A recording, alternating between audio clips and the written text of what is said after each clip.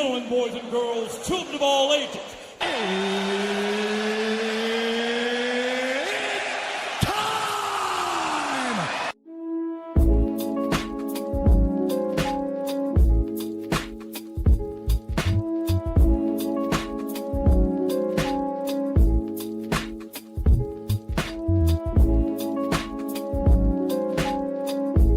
Hello there, everyone. Welcome back to another edition of the My Two Cents podcast, presented by and hosted by G2. I am G2. This is episode 230. And first and foremost, I would like to welcome all our first-time listeners and returning listeners to the podcast. And I would like to tell everybody what this podcast is all about. The My Two Cents podcast is when I, G2, talk to you guys about everything that happened in the news this week, talk about the big headlines from the news roundup this week, and give my opinions on said news headlines. And that's usually what this Sunday podcast is all about. And the reason why I'm doing this is because everybody is living their day-to-day life trying to just survive out here, that people forget to look at the news. People forget to look at it, and whenever they just discover something online, they always be shocked by it. And I just want to be a medium for people to just without no happenstance, without no second thought, just be able to click and listen to, and you can get all the news, big news headlines that happened this week and just listen to it. That's all this podcast is really about. Now, with that stated, I would like to say to everybody, as I do every Sunday, please do not stress over things that do not matter. Please do not stress over things that do not matter and people that do not matter, because stress is one of the leading causes I feel that isn't talked about that leads to people's demise on this planet. I understand there are physical elements and mental elements that lead to people's demise, but I think stress is one of those things that is not talked about enough, because everybody deals with stress on a day-to-day basis. Certain people deal with it better than others. Certain people, whenever they have so much stress, they get destructive with it and they cause just chaos in their wakes. And I don't want that for everyone. I want people that are dealing with stress to find a way to deal with it in the most positive direction. And also, I don't want people to stress out over things and people that do not matter in their life. Because when you do that, you're only leading yourself to an earlier grave, and that's all you got. You only got one life to live on this planet. That's what they say. I don't know if reincarnation is a real thing, but if it's not, you only got one time to go about this earth, and I don't want people to be stressing out over things that do not matter and people that do not matter. So please, don't stress over things that do not matter and people that do not matter in your life. Please. Now, with that stated, now it's time for me to move on to your National Food Days of the Week. Today, we are on the first day of June. It is Hazelnut Cake Day. June the 2nd will be Rotisserie Chicken Day, as well as Rocky Road Day. June the 3rd will be Egg Day, as well as Chocolate Macaroon Day. June 4th will be Cognac Day and Cheese Day, so please drink responsibly. Same thing with June 5th. It will be Moonshine Day and Gingerbread Day, as well as Ketchup Day. So if you're going to drink moonshine, please drink responsibly with that as well. June 6th, it is Applesauce Cake Day, as well as Donut Day. And then to round us out, June the 7th will be Chocolate Ice Cream Day. Now, with the National Food Days out the way, now let's move over into condolences. First condolence that we have to give off and talk about is Michael Sumler. He was a man that was an onstage hype man and a behind-the-scenes stylist for the soul funk group known as Kool and the Gang. It was announced that he died last Sunday in a car crash in Georgia. He was 71. His death was confirmed by a spokesman for the band that talked to a TV station in Atlanta that reported that Sumler was killed after his car collided with another vehicle as he was traveling on Veterans Memorial Highway in Georgia's Cobb County. Sumler, who was known as Chicago Mike, had performed Sunday evening in, I want to say they call this town Mableton, Georgia, with the group Con Funk Soon, whose Michael Copper paid tribute to Sumler on social media. We had no idea that Sunday night's love train would be your last ride, Cooper wrote. Rest in heavenly peace. In a statement, Kool and the Gang described Sumler as our longtime wardrobe valet and said he worked with the band from 2000 to 2015, making sure the guys looked their best on stage every night. Sumler also hyped the crowd with his energy and dance moves at the top of the show, the group added. So I want to say rest in peace to Michael Sumler, and I also want to say love and light and condolences to the people that knew Michael Sumler, whether it be people that he was in the band with, people that he was working with in the entertainment industry, or just friends and family of Michael Sumler. So again, rest in peace to Michael Sumler. The next condolence I do have to talk about is Loretta Sweet, the Emmy-winning actress best known for playing head nurse Major Hot Lips on the classic TV series MASH, has died. She was 87. USA Today would write, according to a police report, Loretta died of suspected natural causes just after noon Friday, May 30th, her publicist would tell USA Today. So I'd like to give my condolences to Miss Loretta Sweet, and also to anyone that worked on MASH with her and people in the entertainment business that knew of Miss Loretta Sweet. And I want to say it was just last week I was talking about the dude that died from Cheers. It seems like that time period of television is starting to get picked off, at least people from that time period. So I just want to say, if you're a fan of those old-timey classic shows that used to appear, I believe, on TV Land, I would say go and watch those and cherish those television series and television characters as much as you can, because it seems that they're starting to get picked off one by one. And I don't want to say that in a bad way, but you do know life does come at people and people are starting to go in ages. So again, I don't want to say anything wrong about that, but I just want to make that a reality for everyone. So again, rest in peace to Loretta Sweet, and love and light and condolences to everyone that she was cool with, everyone that knew of her, and everyone that was either a fan or a co-worker of her on the show MASH. And finally, I do have to give a condolence to the family of Rihanna. E-Online would publish that Rihanna and her family are in mourning.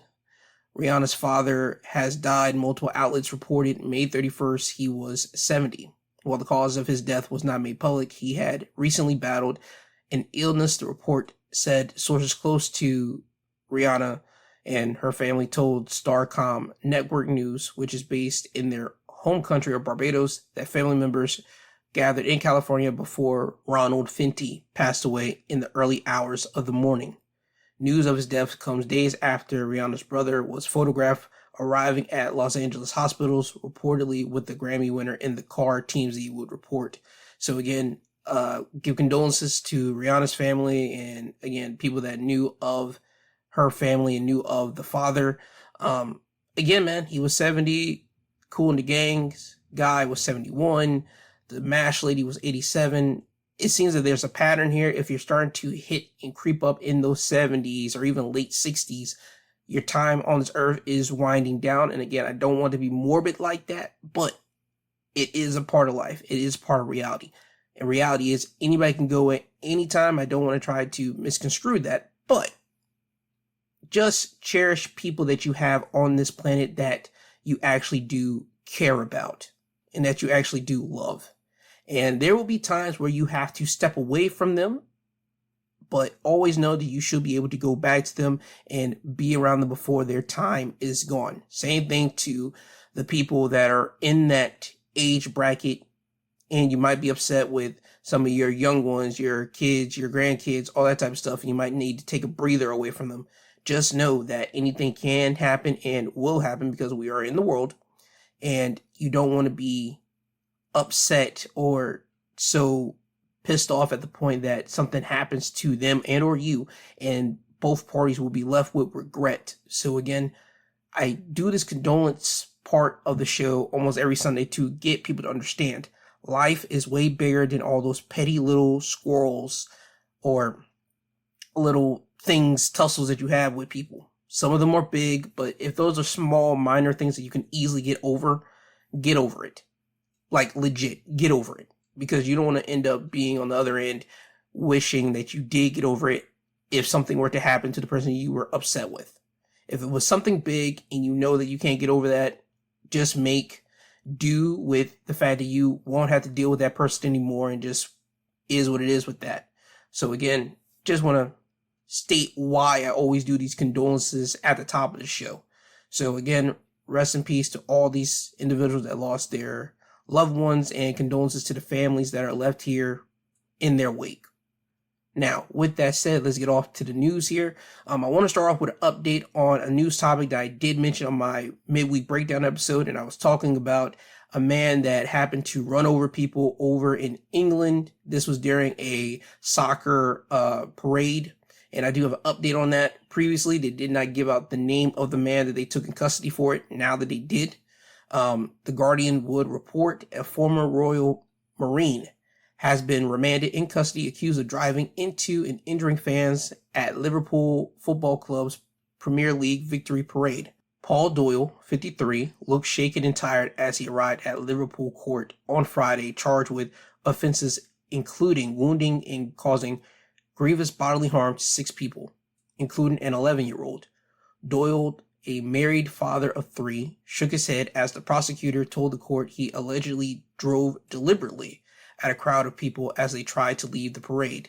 At least 79 people were injured when a Ford Galaxy Titanium was driven into a crowd at the end of the title celebrations enjoyed by hundreds of thousands of people in Liverpool City on Bank Holiday Monday.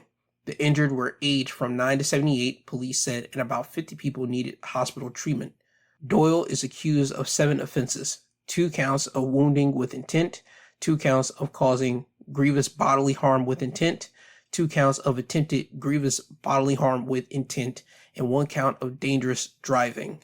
The charges relate to 6 alleged victims in total, one of whom was still in hospital on Friday. The youngest alleged victims are aged 11 and 17. 2 charges, wounding and attempted grievous bodily harm, relate to one of the young people. None of the 6 can be named due to reporting restrictions. So at this time, he is reprimanded or remanded into the court's custody right now because of there's still an investigation going on, and because of the public interest in the case, and they're worried about his welfare to the community. So he's going to be staying with the legal system, and his next court appearance will be on August 14th before his trial date on November 24th. So my man's going to be in the, well, over here we call it what? Jail before prison. So he's over there in their jail system. I still would like to know what was his reasoning. Did they find anything in his, blood? Was he driving, Was he driving, under the influence? Did he have alcohol? Did he have pills? Something, because doing that type of harm to that many people at a parade, and I said it on my midweek episode as well, driving into those people, because at the time, I thought that he was just impatient. He wasn't being patient because they had a whole street blocked off, because when a big parade happens and it's a big sports championship win, they like to block off a street, and that could get people really antsy and hasty because they got places to go. At the time, it was reported he kind of took advantage of a part that wasn't totally blocked off. It was reported at the time, and that led him into hitting several people. So I don't know. At the time, I mentioned he was impatient, but as we're now here and they're still doing an investigation, I would like to know whether he was driving under the influence or wasn't driving under the influence, and it was just him being impatient. I would love to know that, but long story less long. A lot of people were injured. Nobody did die. That's at least half glass kind of full thing on this topic, but Paul Doyle, he has to face his consequences whenever the time comes, and I just don't see how he's going to get off with this. But we shall see. I'll be keeping my eyes and ears onto this because I really am interested in this type of case, because I know over here in the States, when we get a big type issue like this, we have the initial news topic for at least that first initial week, and then it disappears, and then when it comes back up, it's usually by the end of the time period. They already went to court, they already did all that, now we're just getting to the sentencing part. That's usually here in the States. I don't know how they do it over in the other countries. I don't know if they follow the exact same pattern with their news over there, or whenever they, for this, they're going to have a cool down period, because again, he has court on August, I believe it was I just said it was August 14th. That's the next time he goes to court, but the actual trial date will be November 24th. Will they be given an update with the cops, or there are people talking and to the people saying what they found from their investigation or anything like that, or will they just be waiting until the actual trial date of November 24th? So with the dates being known, I will try my best to keep up with this when the trial actually come to pass, because I am interested in knowing how another country, whenever they have a big sports win and a big disaster happens, how they deal with it in their legal system. So whenever more information comes about, I'll bring it back to this podcast here. Now off to the next news topic that I do want to discuss, and it's more wildfires, as Canada is experiencing more wildfires as they've been experiencing for the last 2 years. USA Today would write an article saying as many as 17,000 people in Canada are being evacuated as active wildfires have charred hundreds of thousands of acres in the country, officials said, threatening to waft heavy smoke over the northern United States. Rising heat, winds, and dry air sparked blazes in the Canadian provinces of Saskatchewan and Manitoba, according to the country's Department of Natural Resources. Residents in the United States are expected to face poor air quality from the fires soon. And apparently they're starting to face it now.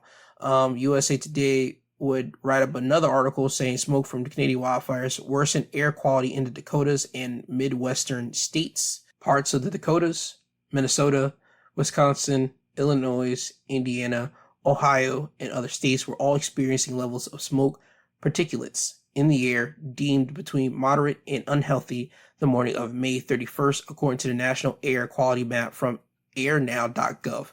Forecasters in South Dakota said the smoke is expected to continue its track south through the Plains state. The smoke is pouring in from blazes in Canada, including in the provinces of Saskatchewan and Manitoba, where authorities said a combined of raising temperatures, winds, and low humidity has spread active fires to thousands of acres.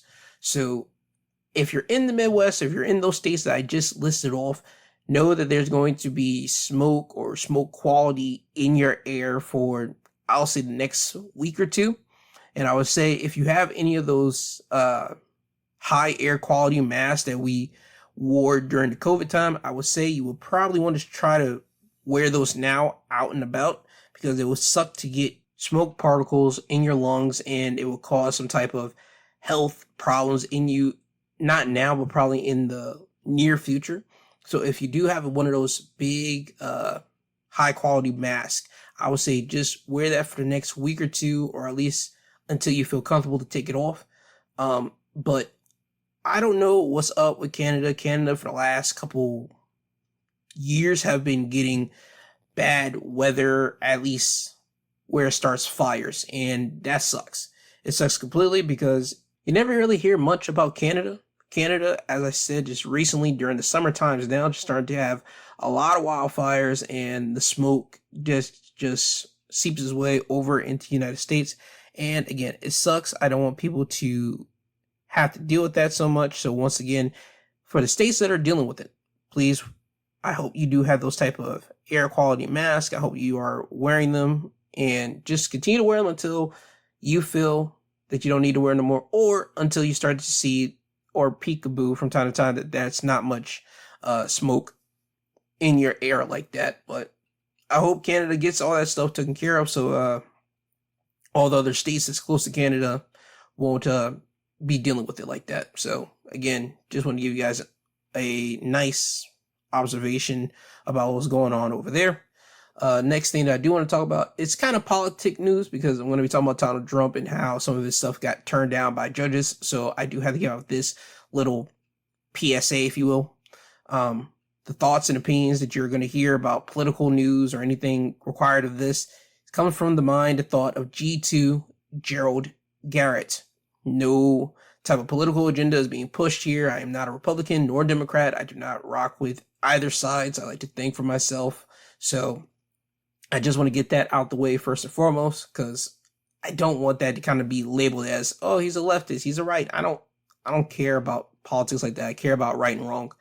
But yeah, let's get on with it. BBC would write up an article saying that the judge blocks Trump's efforts to restrict foreign students at Harvard for now. In the article, it would state Harvard University won a reprieve in its fight to enroll international students after the Trump administration appeared to walk back its initial declarification. and a federal judge upheld a block on the government's order. The Department of Homeland Security said Thursday it would now give Harvard University 30 days to prove it meets the requirements of the Student in Exchange Visitor Program, which authorizes universities to host academics on visas. A letter from DHS Secretary noted the agency's intent to withdraw certification Harvard needs to have foreign students on campus. Failure to respond to this notice within the time allotted will result in the withdrawal of your school's certification, she wrote. U.S. District Judge Allison Burroughs indicated Thursday she will later issue a longer-term hold known as a preliminary injunction that would stand while the case played out in court. That development would allow international students and faculty to continue studying at Harvard during the ongoing litigation. The legal battle is being closely watched by other U.S. universities and the thousands of foreigners who study at Harvard and around the country. So I'm happy that Harvard is still able to have international students to go there and get the education that they need, whether they be students or faculty. That's great. I'm glad that the Trump administration was not given this win. I don't like the fact that Trump is trying to make people bend the knee towards him. I think that if you're a university, if you are whether you're a university or what do they like to call it, just a college in general, I don't think you should have to bend the knee to the government on something that's in your criteria unless it's unfair to a lot of individuals.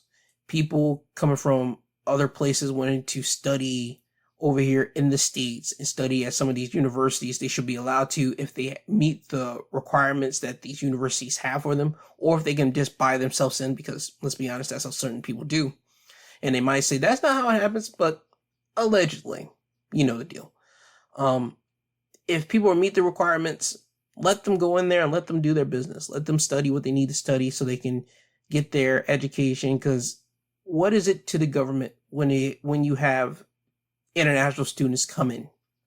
It means nothing in the grand scheme of things, because let me tell you something, these high educational places, they will turn down local students. They will turn down out-of-state students if they don't meet their requirements, or if their family is not a legacy act, if you will. They will pick who they want or don't want, because again, all these universities and all these colleges have their own criterias, whether it be a public thing that you know about or something internally that they need to fill out. You know what I mean? So I just don't understand the need that the Trump administration is trying to do to Harvard, trying to make them bend the knee to their will, saying, nah, we're not going to have you do international students. And I think it all goes back to the whole guy. There was a student on the campus that was leading I'm not going to say a charge because he wasn't doing that. He was like leading a whole like protest against Israel, because the whole Israel, Gaza, Palestine situation that's going on now. And I feel that's where it all stems from, because people of the Jewish community are saying that they're being attacked on these college dorms, these university settings, and they feel that these administrations aren't doing anything about it. I'm not a part of any administration. I'm not a part of any schooling faculty, so I don't know if they are or not. But I'll just say this. If the faculty isn't doing something for the Jewish community, if the Jewish community is being attacked, I feel that that's wrong, and I think they do need to step in and kind of say, hey, yo, you guys can have a respectable disagreement with them, but don't need to try to ambush them or try to do something towards these people, because it's not right. And also vice versa. If you're a part of the Jewish community, if you're attacking people for their belief against your belief, that's wrong too. If you're doing it in a physical manner. Again, we're in America, ladies and gentlemen. You're free to disagree with anyone over here. We don't try to, at least in theory, punish you for it. But in reality, you might get a little bit of punishment. But in theory, you're not supposed to be punished for your disagreement with people over here. You're supposed to have a disagreement. You're supposed to be allowed to share your disagreement. You're supposed to be allowed to share your opposition to someone's thought process. and you're supposed to just have a way to have that conversation in that discourse with someone, whether it be out on a panel or at a parade that you could just show up, and I don't want to say cause havoc, but I'm just saying as show up and just say, hey, we don't agree with this. Let's have a debate right here. Do that type of business. But attacking someone because of their belief is different from yours. It's not right in any shape, form, or fashion. And this situation, I think this all just stems from that. So again, I don't like that the Trump administration is sticking their nose into this and trying to kill the whole, we're not going to have international students in. I'm glad that Harvard did get a win here. So that's one win for Harvard, none for the Trump administration. Let's see how far this thing goes now. And again, the judge is only blocking the restrict for now. If they bring up something, if the Trump administration is able to bring up something to the judge, then the judge might flip. We'll see about that. But as of right now, Harvard got a win over the Trump administration. Continuing on, still in political news technically, NBC News will write, a judge blocks Trump administration from revoking protected status for thousands of Venezuelans. It would read, a federal judge on Friday blocked the Trump administration from revoking the temporary protection status of roughly 5,000 Venezuelans who are in the U.S., despite Homeland Security Secretary February's decision to terminate a Biden-era extension of the program. U.S. District Judge Edward Chin in San Francisco ruled Friday that thousands of Venezuelans who received paperwork extending their protected status during a brief period earlier this year could keep it. That period began when Homeland Security Secretary Alejandro Mayorkas, and I want to say this is the previous one, extended protective status for Venezuelans in January and ended when NORM, this is the current one, terminated it in February. Chen wrote that if the paperwork has their protected status ending in October 2026, those Venezuelans should not be eligible for deportation while the case is ongoing. So the Venezuelans right now, at least over there in San Francisco, they are safe as of right now. However, I just want to show you something here. The Guardian would write up an article saying this: Supreme Court allows White House to revoke temporary protected status of many migrants. The U.S. Supreme Court on Friday announced it would allow the Trump administration to revoke the temporary legal status of hundreds of thousands of Venezuelan, Cuban, Haitian, and Nicaraguan migrants living in the United States, bolstering the Republican president's drive to step up deportations. The court put on hold Boston-based U.S. District Judge order halting the administration's move to end the immigration humanitarian parole protections granted to 532,000 people by Trump's predecessor, Joe Biden, potentially exposing many of them to rapid removal from the country while the detailed case plays out in lower courts.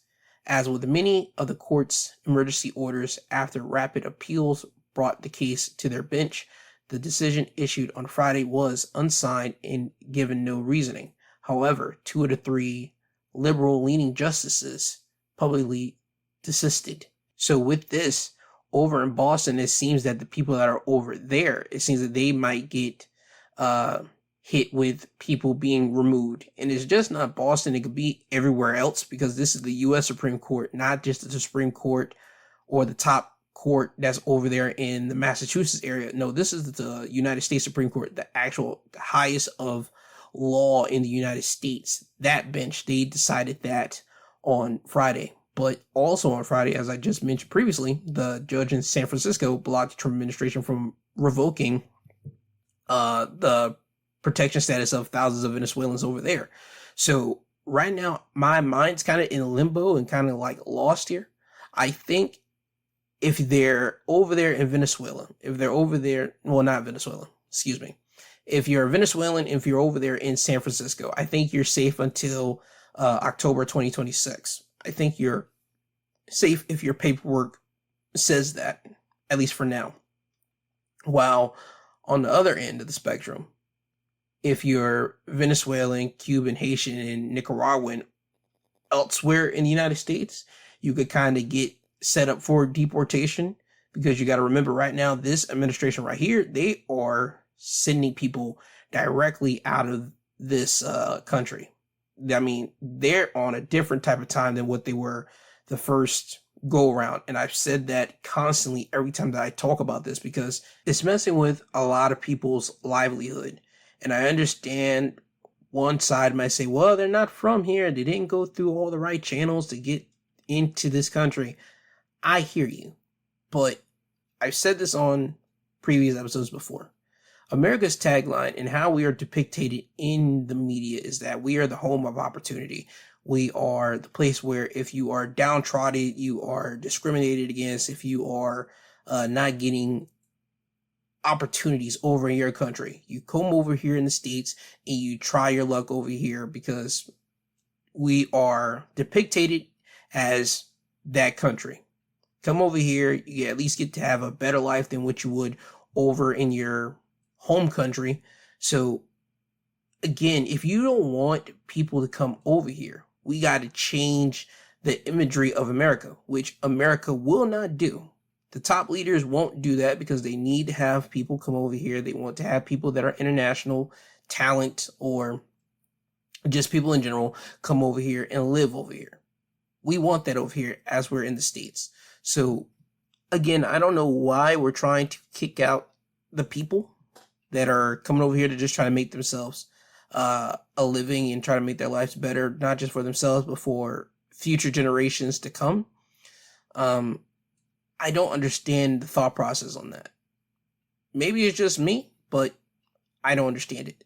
Hopefully I'll speak with someone that might have a differencing of opinions and they can actually tell me why, at least in their mind, they might want to start quote unquote policing whoever comes in here, which again, I don't think that's the right thing to do, but I am always willing to hear anyone out whenever they have a difference of opinion than mine. But yeah, as of right now, as I stated, if you're in San Francisco and you're a Venezuelan, I think you're good until October 2026 if you have that paper that said that you are extended until then. But I could be wrong because, again, the United States Supreme Court says that Trump is able to revoke temporary protective status.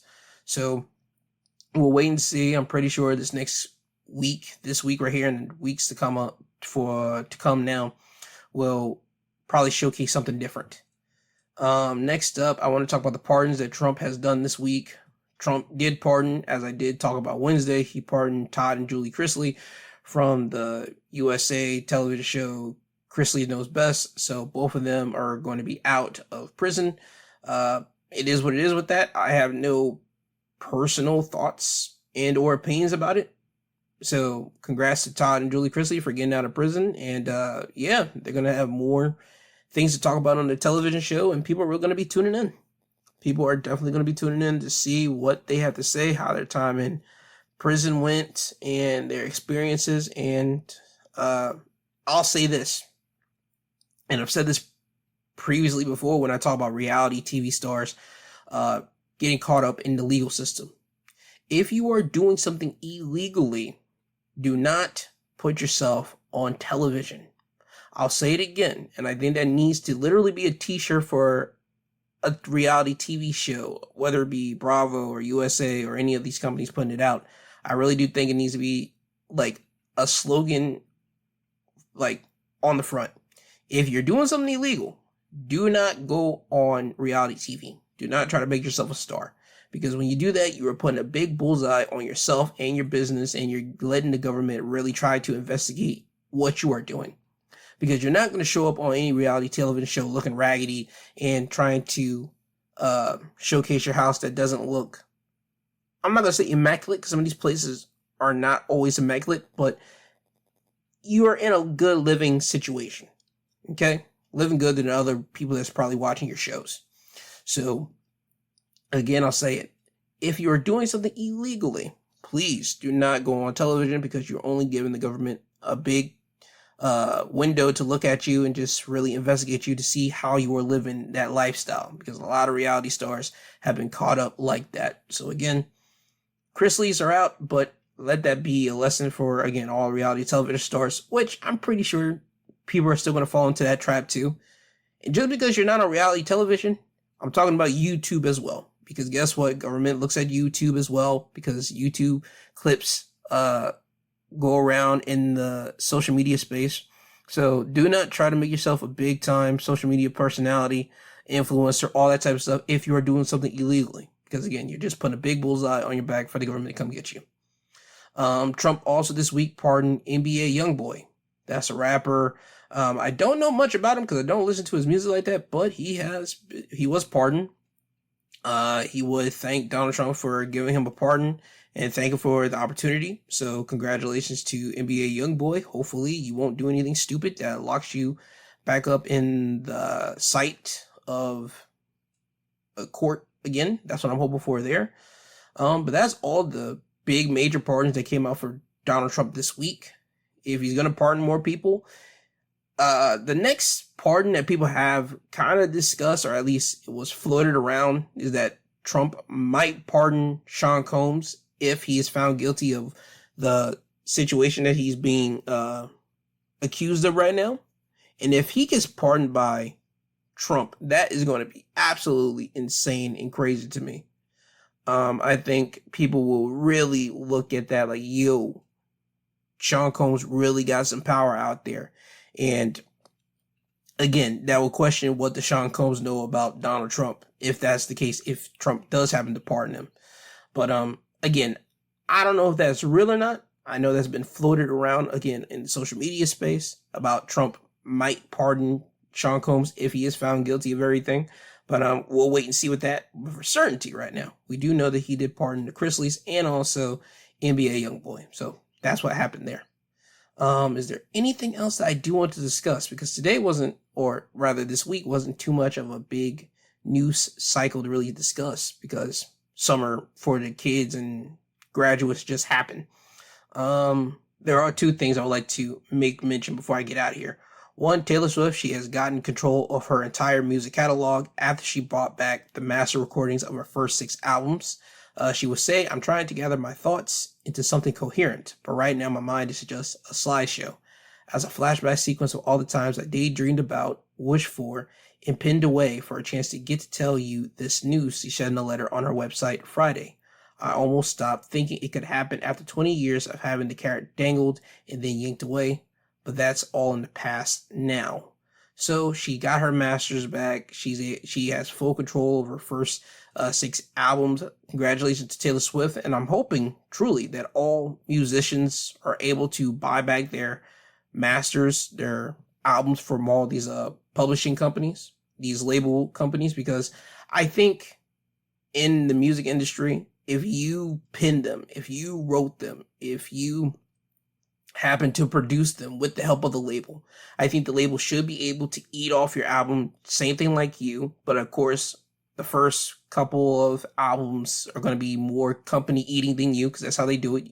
I've learned off the Joe Budden podcast that musicians, they make a lot of their money first off by concerts and touring and all that. Their albums, streaming, that kind of comes secondary to the musicians.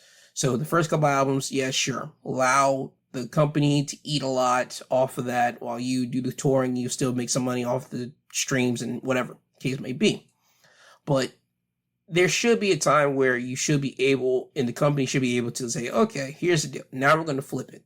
If they don't want to give you back your masters for your album, they should say we should flip it. We'll give you 90% of it while we get 10%. Because again, we did have a part in creating or helping you produce your albums to make you or get the album to where it needed to be, because we put marketing dollars into it and all that type of stuff. I think there should be a situation for that for these musicians, instead of it usually being companies hold on to your records, hold on to your albums for periods of time, and then they usually said like 20, 30 years, you have to wait until you were able to get your stuff back and they just hand it to you. I think that is trash, because anything can happen to you in those 20, 30 years. I think after 10 years, if you have a assortment of albums, you should be able to at least get a good chunk of them back, if not all of them. If you got, let's say this, because Lil Wayne, he was in a situation, he sold his discography off.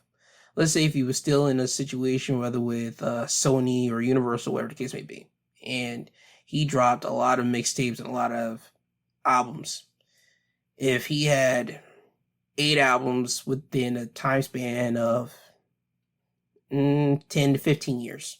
I think within those 10 to 15 years, after that's over, they should be able to give him back his 8 albums, because it takes time for them to pen them, create it, all that type of stuff, produce it, market it, all that. I think that within that time period, they should be able to just, okay, here's your albums back, but here's the deal, we're going to give you it, but we're going to still have those 10% of those albums because of the marketing and helping the productions that we did for those albums. I think that's fair for the companies because, again, you got to realize the money that they put in.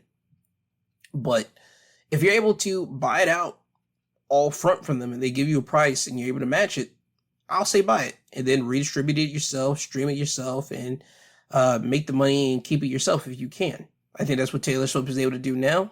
And I just want to say congratulations to Taylor. I'm hoping that other artists are able to do so, whether they are semi-big or big artists. They're able to get their albums from these record labels faster than later, if in my opinion. So again, congratulations to Taylor Swift on that. And also in music news, the Clips, which is a rap group of Pusha T and Malice's brother, they have finally put out the announcement that their album is coming out July the 11th, and I believe the title is called Let God Sort It Out. And that is a hard title for an album. I like that album title, especially me being, again, not too much churchy, but talk to God every day, like spiritual type thing. Having a title of an album called Let God Sort It Out, I could just hear some gospel bars probably be in it, some rap lyricism going real deep in that, especially with Malice with his churchy spiritual stuff on the side. I can't wait to hear it. I already know they got 2 Lucy's, which is singles, out there on YouTube. I listened to them, great songs, but I can't wait for July the 11th to come out so I can listen to them, that whole album just go. And yeah, I can't wait for it. I'm ecstatic. I believe that's everything I do want to discuss. And so with that said, I'm not going to hold you guys any longer. It is now time for me to get you guys out of here. I would like to thank all the podcasting sites for having me up here, whether it be Apple, Spotify, Podbeam, all the podcasting sites that I didn't name. Trust me, I didn't forget you guys. I just, at this time, can't remember everybody. But I would like to say thank you to all of you guys, because without you guys, I won't be able to get this podcast out to the downloaders and listeners. So I would like to thank you, but also not so far behind, I would like to thank all the downloaders and listeners for downloading said episodes of the podcast and just listening to it, whether you're on your car, driving somewhere, you're in the gym, you're having this in background noise in your home. I just appreciate it. Because I'm just one guy doing this podcast and I don't have too much of a social media presence, and just for me to know that this podcast gets out in the international market, not just in the United States market, but the international market, it means something. So I really do appreciate everyone for just taking their time, just download the episode and enjoy it.